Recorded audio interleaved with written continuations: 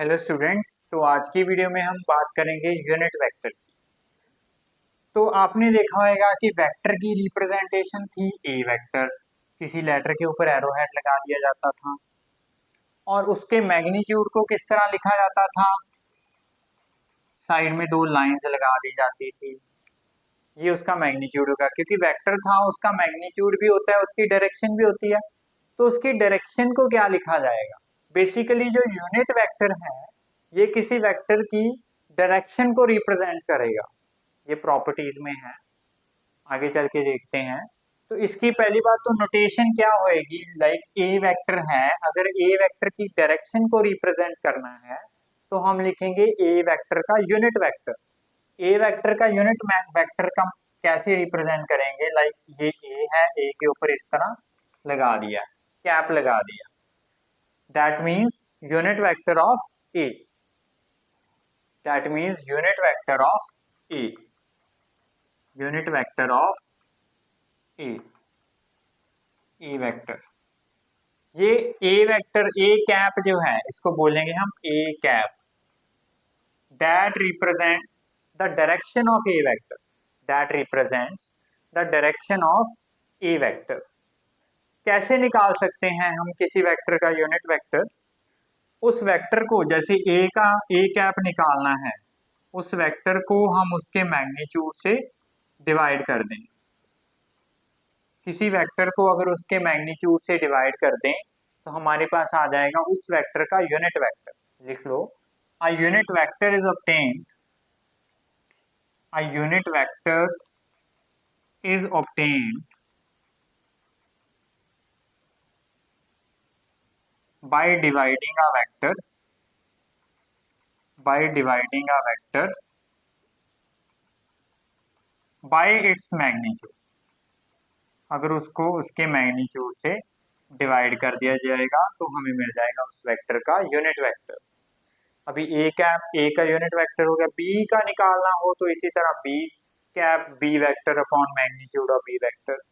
इसकी प्रॉपर्टीज हैं कुछ, इसकी कुछ प्रॉपर्टीज हैं यूनिट वेक्टर की। फर्स्ट प्रॉपर्टी क्या है?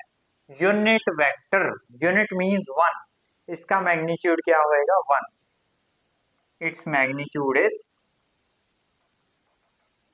वन।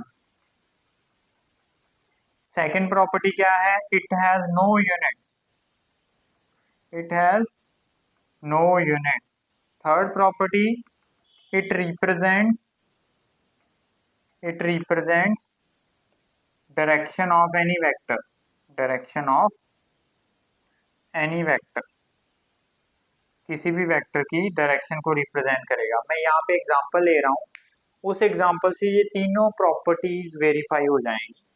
मैं सपोज करता हूँ कि ना फोर्स एक वेक्टर क्वांटिटी है, तो मैं यहाँ पे लिख लिया कोई फोर्स है 5 Newton force in east direction. 5 Newton उसका मैग्नीट्यूड आ गया और ईस्ट उसकी क्या आ गई? डायरेक्शन आ गई। अगर मैंने एफ की डायरेक्शन देखनी है, वैसे तो ईस्ट पता ही है, यूनिट वेक्टर ये तो सिंपल सी है, इसीलिए थोड़ा लग रहा है कि वैसे देखने में पता चल जाएगा, बट जब आई कैप जे कैप के कैप में चले जाओगे फिर थोड़ा कॉम्प्लेक्स हो जाएगा। अगर मान ले एफ की डायरेक्शन को कौन रिप्रेजेंट कर रहा है? एफ का यूनिट वेक्टर। एफ का यूनिट वेक्टर क्या होएगा? F cap. कैसे निकाल सकते हैं? एफ वेक्टर को उसके मैग्नीट्यूड से डिवाइड कर देंगे। एफ वेक्टर क्या है? 5 न्यूटन इन ईस्ट, वेक्टर फुल लिखना है, 5 Newton in east direction, divided by F का मैग्नीट्यूड क्या है? Only 5 Newton. तो 5 न्यूटन से 5 न्यूटन कैंसिल हो गया, एफ कैप की वैल्यू क्या आ गई? ओनली ईस्ट, आगे कुछ नहीं लिखा, इट मीन्स 1।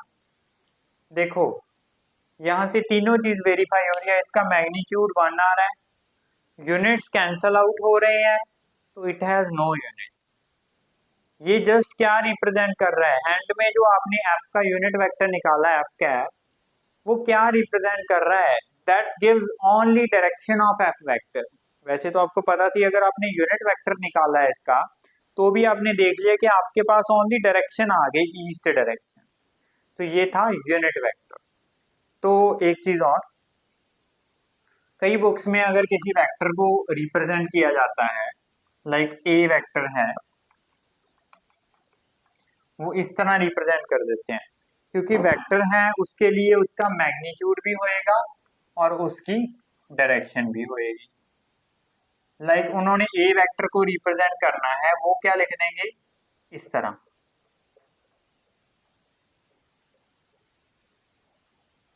इसका क्या मतलब है, अगर कोई ए वेक्टर है, लाइक मैंने फोर्स ही लिख लिया, 5 न्यूटन था, उसकी डायरेक्शन भी आएगी साथ में, 5 न्यूटन ईस्ट, इस तरह ही लिखा था हमने फोर्स को। इट मीन्स वेक्टर है ये, that represent magnitude and A cap represents direction. तो इसीलिए वेक्टर को ये मैग्नीट्यूड और डायरेक्शन दोनों ही लिख रहे हैं, ए वेक्टर का मैग्नीट्यूड और ए वेक्टर की डायरेक्शन, इसमें कंफ्यूज नहीं होना।